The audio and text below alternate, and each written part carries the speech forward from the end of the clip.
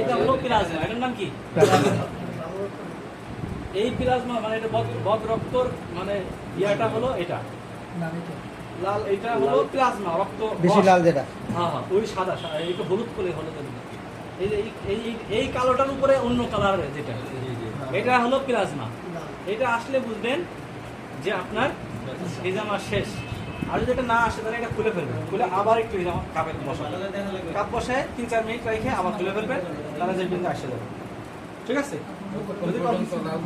হ্যাঁ, তাহলে বলুন তো ওইটা না আসলে মনে করবেন যে আপনার ওই পুরো ওইটা আসে না, প্লাজমাটা আসে না। প্লাজমা না আসলে মনে করবেন যে এটা পুরোপুরি এখন হয়নি। এটা যদি না আসে তাহলে আপনি এটা খুলে আবার লাগাবেন, কাটবেন না কিন্তু, ওইটা আবার লাগাবেন। আবার অনেক সময় আপনাদের কি হবে, প্রথমে কাটতে গিয়ে ভয়ে কাটতে নিলে এটা রক্তই আসে না।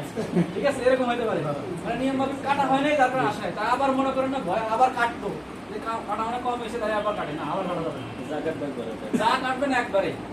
মানে ভয়ে ভয়ে যে কাটেন নাই, এখন রক্ত আসতেছে না, তো দেখি যে আবার একটু কেটে দিই, তাইলে হবে নাকি?